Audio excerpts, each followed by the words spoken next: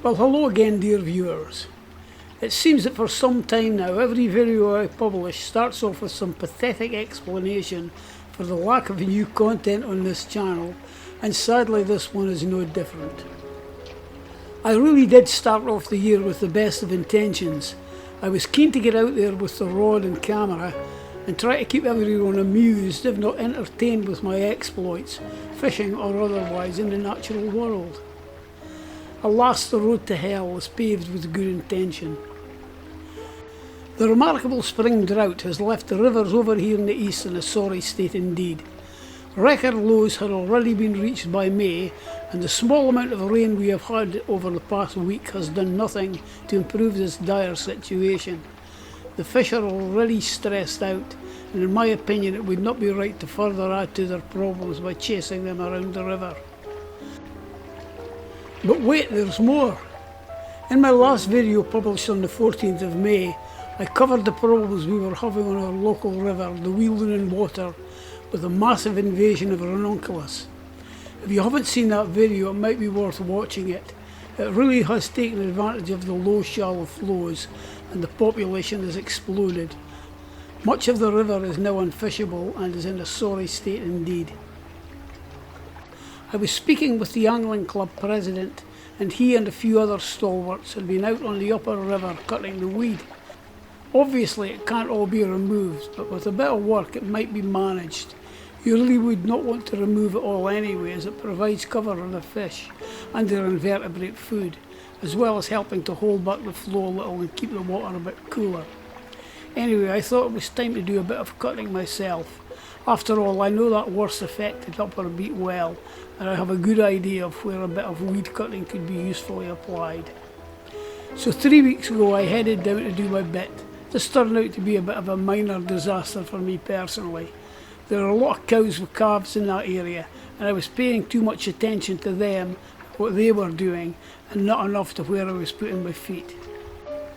I had a really nasty fall, not in the river but on the bank. 1 minute I was walking, the next I was down, falling on and injuring my left arm. That was the end of the weed cutting. I was barely able to drive home. Thank goodness it wasn't far to go. So here I am at home 3 weeks later and still out of the game. It's been a pretty bad 3 weeks on a diet of painkillers, but there are good positive signs now that I am recovering. Hopefully another week or so should see me out with the rod again. With any luck that should coincide with the arrival of the sea trout in the South Esk estuary.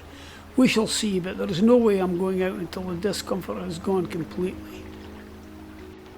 I think the most annoying thing about this is that just like during COVID, I have missed the best part of the season as far as the fly hatches and the eagerly feeding trout go.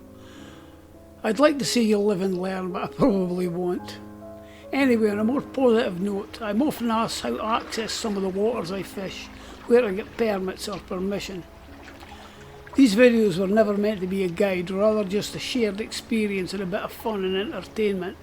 Most of the waters are no big secret anyway, so giving out a little bit of access information can't do any harm. So here are 3 you will find in my past videos. They are the Loch Water, the Upper North Esk, and the Backwater Reservoir.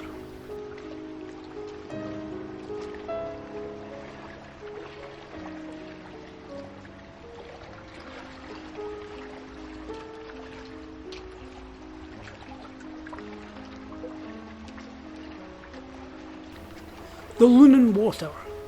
If you have watched my videos, you'll have seen me fishing here a lot. This is my local river just minutes from my home.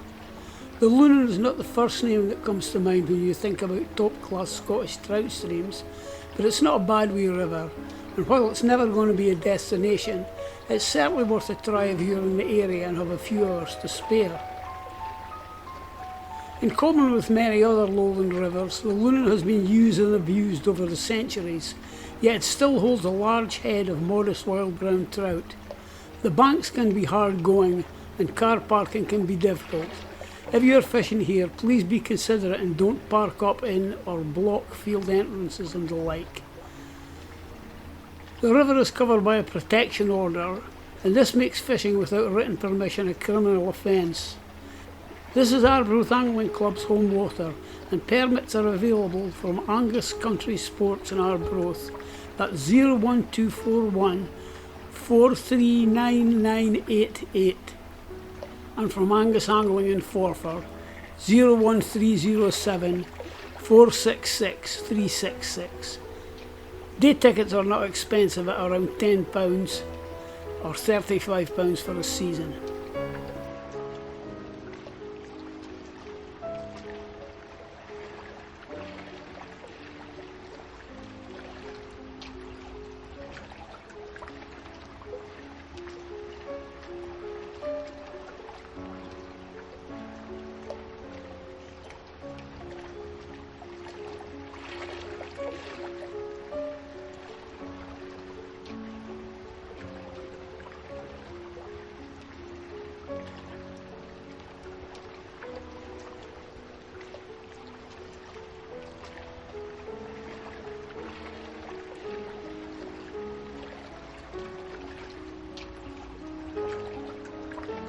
The Upper North Esk.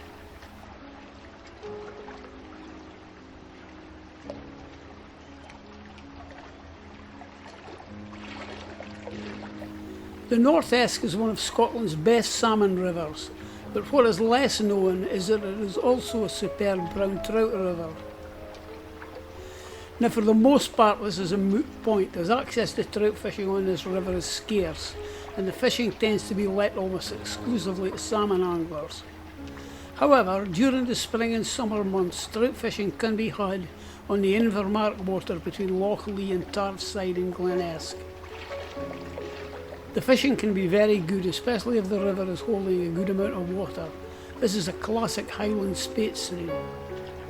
The river holds some fine trout that respond well to dry flies, wet flies and nymphs. A word of caution, however, this is a wild, powerful and rocky river, and great care has to be taken when wading. A slip could be costly. This is a river for the strong and fit only. Permission to fish for brown trout can sometimes be had by phoning the estate head keeper, Gary McClellan, at Loch on 01356 670 208.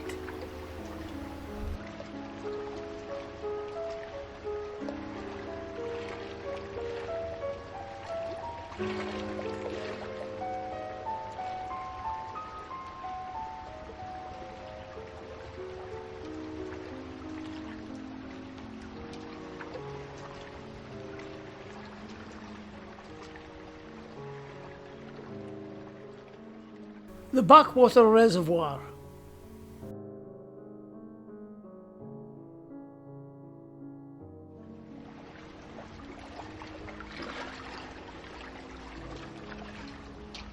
Fishing on the Backwater Reservoir is controlled by Lintrathen Angling Club, based at Lintrathen Reservoir, which is primarily a stocked rainbow trout fishery and very popular with local anglers. This is the water I sometimes refer to as the Big Loch in the videos. The backwater is 100% a wild brown trout fishery and is very accessible from the public road. Standard loch style fly fishing works well here, as well as dry fly when the heather flies and other terrestrials are on the go. Fish are generally in the 3 to the pound class, although bigger fish are often caught, especially earlier in the season. The loch fishes well from the opening day, which is quite surprising considering its height above sea level. Being a public water supply, the loch's level can fluctuate depending on rainfall, and I have always found it fishes best when the loch is lower and not brim full. If you are after an easy day's wild trout fishing, the backwater is safe and hard to beat. Day tickets cost £15 and can be picked up from Lintrathen.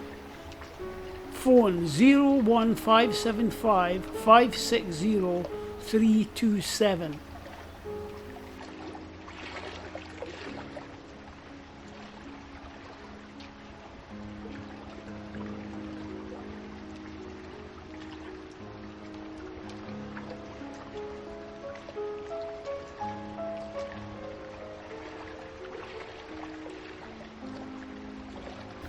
Well folks, I hope you found that useful, and hopefully next time I will be fully recovered and out for a brand new fishing adventure.